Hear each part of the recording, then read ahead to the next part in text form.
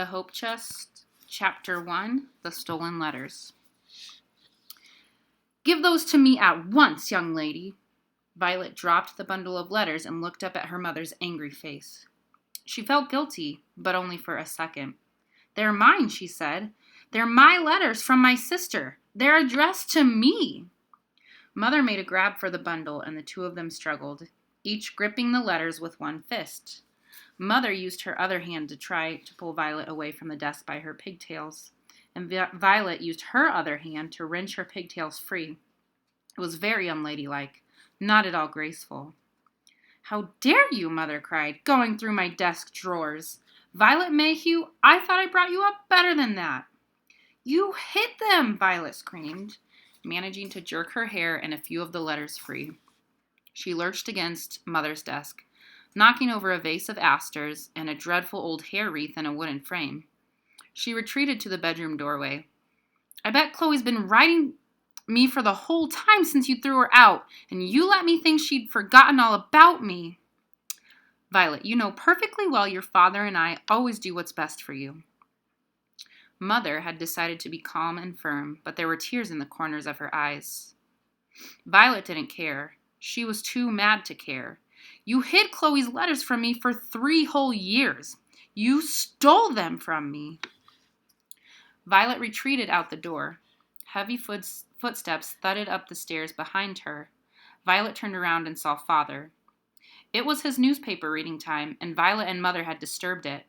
"What in the name of Sam Hill is going on here?" Father demanded. "I'm sorry, Arthur," said Mother. "Violet has stolen some letters from my desk drawer." Violet backed up against the hall mirror. Father towered. He was broad and massive, like the bank where he worked. He had left his jacket downstairs, but he still looked imposing in a black broadcloth vest and trousers and a spotless white shirt with a high starched collar. He glared down at Violet through his gold-rimmed spectacles. "Why aren't you downstairs reading to your brother?" he demanded. Violet had no good answer. She had sat with Stephen, but hadn't bothered to read to him since she'd finished all her Oz books. Instead, she'd written a letter to her cousin and had been looking through Mother's desk for a stamp when she found the letters. "Give those back to your mother at once, young lady," said Father. "They're addressed to me," Violet said, "from Chloe." She shifted toward the hall corner, toward the dog's leg turn that led to the back stairway. Standing up to Father was a lot scarier than standing up to Mother, partly because he so seldom spoke to her. "I won't," she said. "Then give them to me." Father held out his hand. "At once, young lady, or you are going to be in so much trouble it will make your head swim." "I don't care," said Violet. She didn't. She was madder than she'd ever been in her life. They told her to be seen and not heard, and to speak only when spoken to. They sent her sister away and stuck her with a brother who wouldn't even talk. Then they hid her own letters from her and called it stealing when she found them. It was wretched that just because a person happened to be 11 years old, that person didn't have any say in things at all. Not even about getting to read her own letters. Father moved toward Violet, a huge, threatening tower of authority. Mother seemed to disappear from Violet's field of vision. Father had always had a way of making Mother disappear. Violet darted around the corner and clattered down the curving back staircase and out through the kitchen, where Eleanor, the cook, was making boiled custard. She slammed the screen door and ran all the way to the banks of the Susquehanna River. She had only grabbed a few letters from the middle of the stack. The postmark on the first envelope was from 1918, 2 years ago. She sat down at her favorite spot under an old elm tree that grew on the riverbank and began to read. New York City, Saturday, November 9th, 1918. Dear Violet, well, I voted. It was nothing like Father warned me. There were no gangs of hoodlums standing at the top of the steps to throw down voters from the opposition party. I did not lose my femininity. I didn't have to drag my skirts through the mud and muck of national politics. My skirts are 8 inches from the ground, and the muck of national politics turned out not to be that deep this year. There were thousands of women voting, and yet New York did not have a Bolshevist revolution. Not yet, anyway. It's only been a few days. Did the false armistice happen in Susquehanna, too? Thursday, the newsboys were out on the streets hollering that the war was over. I was treating influenza patients on the 5th floor of a tenement house, and everybody dashed down the stairs and out into the street, cheering and throwing their hats in the air. But then it turned out not to be true, of course. Everyone says the war can't last much longer now. A lot of the countries in Europe have given women the vote now. Some of them have only given it to women whose sons were killed in the war. That makes me really angry, as if women are only as good as men if their sons die. But the United States doesn't even have that. At least women can vote in New York State now. That makes 16 states plus the territory of Alaska. Ah, Alaska. Speaking of soldiers, how is Stephen doing? I hope you aren't reading the war news to him. I know Father always says that's what he'll want to hear, but somehow that doesn't seem very likely to me. Write if you can. The address is on the envelope. Your loving sister, Chloe. Violet smiled because the letter sounded so much like Chloe. And Alaska. Chloe had always wanted to go to Alaska. She'd taken out every book the library had about Alaska, and she'd drawn Violet a picture of an Eskimo driving a dog sled. Violet had asked for an igloo too, but Chloe had said that Alaskan Eskimos didn't live in igloos. Violet looked at the envelope. The address was somewhere in New York City, Henry Street. The next letter gave her a jolt. November 20th, 1918. Dear Violet, I can't tell you how sorry I am about Flossie. You know Father wouldn't let me in to see you, don't you? I drove up as soon as I heard about it from Cousin Helen and was in Susquehanna the next morning. Had to stop in Scranton overnight after the Hope Chest blew a tire, its second on the trip, and it was too dark to see to change it. Mother wanted to let me in, I think, but Father said no, and all I could think of was you all alone upstairs in our old bedroom with your thoughts. I wish I could call, but even if I had enough money for long distance, Father would just hang up. Write to me, all right? I want to know how you're doing, and wear your face mask every time you go out so you don't get the flu. Love, Chloe. Violet felt a sharp twist in her stomach. Reading the letter made it feel as if her best friend, Flossie, had just died yesterday instead of almost 2 years ago. It had happened right near where she was sitting now, on the banks of the Susquehanna. She and Flossie were playing Nellie Bly. Nellie Bly was a newspaper reporter who reported the war from the trenches on the Western Front, and Flossie wanted to grow up to be just like her. So that day, they were playing that Flossie was Nellie Bly, and Violet was a captured German soldier. Only suddenly, Flossie had complained of a backache, and then she had gotten a nosebleed, and Violet had said, "Your ear's bleeding, Flossie." And by the time she'd helped Flossie home, Flossie was bleeding out of both ears and her nose and couldn't talk. That was the influenza, like getting run over by a steam train. Not just the sniffles, but blood pouring out of your nose and ears. People didn't understand how the disease could hit that hard, could kill so many people when it was only the flu. Except that after 1918, it would never be only the flu again. Violet clenched the letter in her hand and was furious at Mother and Father. In those awful bleak days after Flossie died, it would have meant a lot to have Chloe sitting at the foot of her bed again, talking to her and telling her stories. She couldn't believe Mother and Father had sent Chloe away when Violet needed her, just because Chloe was a new woman who wanted to vote and have a job of her own. She was still Chloe. Violet read the next letter. December 1st, 1918. Dear Violet, how are you? The influenza is really bad here. I treated 85 patients in the tenements behind Hester Street yesterday. I start at the bottom of one building and work my way up, calling on patients, and then when I get to the roof, I step across onto the next building and work my way down. Don't worry, there's no space in between the buildings.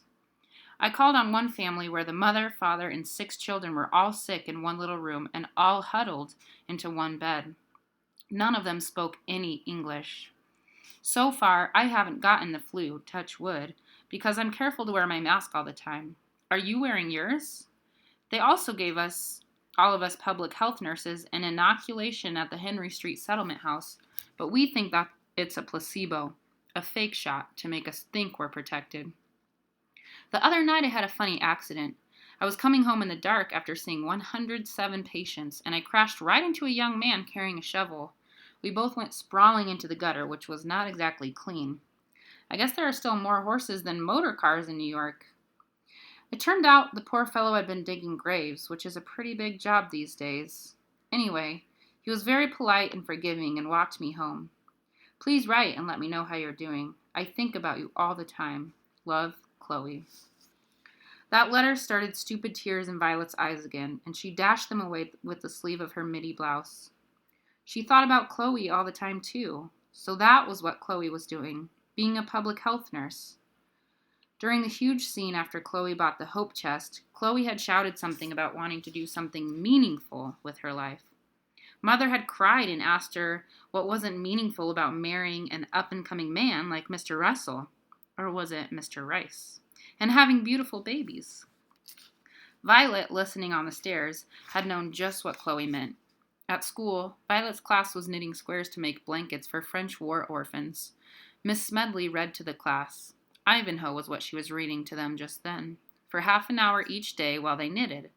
And although Miss Smedley tried to make a game of it by keeping score of who knitted more squares, the boys or the girls, to Violet, knitting those squares seemed like the most important thing she had ever done in her life. She felt as though she was part of something huge, something vital, something that involved the whole world, or at least much more of the world than she had ever seen. Mr. Rice, or was it Mr. Russell, had no very high opinion of women working or voting or doing anything interesting. Both Mr. R's worked for father at the bank, and they still came to Sunday dinner every week, even though Chloe was no longer around for either of them to marry. Last Sunday, they tried to outdo each other making jokes about women voting. Can you imagine if women were actually allowed to vote? Mr. Russell had asked. Elections would have to go on for days, with all those women standing in the voting booths not being able to make up their minds. Not only that, but they'd be standing up on their little tippy toes trying to peer into other booths to see who the other women were voting for, said Mr. Rice. Violet couldn't imagine why Mother and Father had thought Chloe would marry either one of them. She eagerly unfolded the next letter. December 20th, 1918. Dear Violet, Merry Christmas! I've been thinking about you a lot. I wish I could come see you for Christmas, but Father would just slam the door in my face again, so it would be a waste of gasoline, at more than 20 cents a gallon. Did I tell you the Hope Chest gets 25 miles to the gallon, though? It's great. The influenza seems to be spreading a little less this week, touch wood. I hope you are still well. A friend of mine was very bad with it, but he's better now, and I think he will live. It was scary, though. The federal government has started deporting foreign-born radicals to Russia. Can you imagine? A lot of them didn't even come from Russia. Some of them have lived in this country nearly all their lives. But I guess that's what happens when you have a war. People start hating immigrants. I think there are people who just need someone to hate. I just hope they don't deport all of them. Some of them are such dear people. I hope you can come to New York City one day. You never saw a place so alive with so many different ideas being talked about in so many different languages. New York City is a college education in itself. Still, I hope that you, at least, will find a way to go to college. And I mean a whole 4 years of it. Love, Chloe. Violet put the letter down and looked out at the muddy waters of the Susquehanna slipping by. Chloe made what their mother had always called the wrong sort of people sound really interesting, which Violet had always suspected they might be. She made them sound downright uplifting. Wasn't it just like their parents to want to keep Violet away from anything interesting? Chloe was wrong about Violet finding a way to go to college, though. Violet didn't want to go to college. School was boring, and the sooner she was out of it, the better. Besides, Father was against college for girls. The next thing in the pile wasn't a letter, but a slender, 10-framed snapshot. Stephen and Chloe, when they were teenagers, sat stiffly in their Sunday best and held Violet, who wore a white dress with enormous skirts that covered both their laps. She had been a plain baby, Violet thought, just like she was a plain girl, with straight brown hair that had never curled and never would, and a snub nose and ordinary brown eyes. Mother must have stuck the picture into the pile of letters. But why? So that she would remember what Chloe looked like? Or was she trying to hide Chloe so she could forget her? January 15th, 1919. Dear Violet, Happy New Year! I would have written sooner, but there have been some bad relapses in flu cases, as well as some other things that have been keeping me very busy. I hope you were thinking about what I said about college. I know it seems far away when you were in 4th grade. College arms you to fight the great battles. I learned that from Miss Lillian Wald. She's the founder of the Henry Street Settlement House where I'm doing my nurse training. She invented public health nursing, you know. She says the influenza has been a baptism by fire for all of her trainees. I hope I never see anything worse. Speaking of battles, it looks as though Congress is going to take up the Susan B. Anthony Amendment when it reconvenes. That's the amendment poor Miss Anthony wrote back in 1878. Congress voted it down back then. To think, women could have gotten the vote 40 years ago. It needs a 2/3 vote of both houses of Congress to pass, which means it's going to be a huge knockdown, drag-out fight. And Congress has defeated it before. If they do pass it, it will go to the states for ratification, and then it will be part of our U.S. Constitution. Part of me really wants to go to Washington to help Miss Alice Paul and the National Women's Party work for that amendment, but I also want to stay here and finish my nurse's training, especially now that my baptism by fire is over. Touch wood and cross fingers. There are other things that make me want to stay in New York too, but a woman shouldn't let herself be ruled by those sorts of things. Love, Chloe. Violet couldn't figure out what the last 2 sentences of that letter meant. Chloe's life in New York sounded thrilling. Violet imagined Chloe climbing up and down towering tenement buildings, risking death by influenza or falling off a roof, to bring help and hope to hundreds of suffering people. It sounded a lot more exciting than marrying one of the Mr. R's. Violet eagerly opened the next letter. February 18th, 1919. Dear Violet, you still haven't written back to me. I hope you're not still angry with me for leaving. You know, I really couldn't do anything else. I didn't want to marry Mr. Russell or whoever else they found for me and turn into a good little helpmeet hosting dinner parties and having babies and never again having a thought or idea or dream of my own. I wonder if Mother ever had a dream before she married Father. Well, it's too late for me to ask her now. Last week I drove the Hope Chest out to Long Island with some girls from one of the worst tenements on Hester Street. None of them had ever seen an open field before. They couldn't believe all the space. I wish you could have been with us. The Hope Chest got 2 flat tires, one on the way there and one on the way back, but fortunately a friend of mine showed me how to patch them myself. Everyone agrees that a lady motorist should know how to change a tire, but considering how often they burst, I'm glad I know how to patch them now as well. Some people think that us suffragists, or is it we suffragists, hate men, but that's not true at all. Lots of men are really nice, like my friend who showed me how to patch tires. There's a difference between liking men and wanting to have them run your whole life. Well, that's neither here nor there. I hope you were getting along all right. I remember that when I was in 8th grade, and my friend Dottie Armitage died of consumption, I didn't want to be friends with anyone else for a long time. I thought that would somehow be disloyal to Dottie. It wasn't true, though, and I hope you know it isn't true about Flossie either. When a friend dies, some of her always stays inside of us. Write back if you can. Love, Chloe. Violet felt peculiar. It was as if Chloe had read her mind. Back then, that is. She had felt just that way, when her grief started to ease enough that she could sometimes laugh and have fun and want to be with people again. She'd felt as if she'd be betraying Flossie if she made other friends. Violet threw the letter angrily down on the riverbank beside her. It would have been great to read this letter back then. The last letter was just a note. April 15th, 1919. Dear Violet, this clipping is a poem that was in the newspaper the other day. It's called Aftermath, and it's by a man named Siegfried Sassoon, who was in the British Army. I wish you'd read it to Stephen. You know, there's going to be a League of Nations. Everyone says we will never have a war again. I hope that's true. Violet looked in the envelope, but there was no clipping. Either it had fallen out or Mother had taken it when she'd read the letter. That was what made Violet snap. Mother had read all these letters. Maybe Father too, but it was Mother who she felt ought to have known better. Mother had kept Chloe's interesting news and comforting thoughts from Violet when Violet had needed them the most. And there were more letters besides these few that Violet had managed to rescue. Violet knew they wouldn't be in the desk anymore. They'd be hidden somewhere she couldn't find them, or even burned. All her life, Violet had accepted that her parents had made decisions, and whether Violet liked it or not, that was the way things were. But this was too much. The letters had been written just for her, by Chloe, the only person in the family who had ever told her anything except how to behave. And she hadn't stolen them. They'd been stolen from her. It was completely unfair, and Violet wasn't going to put up with it.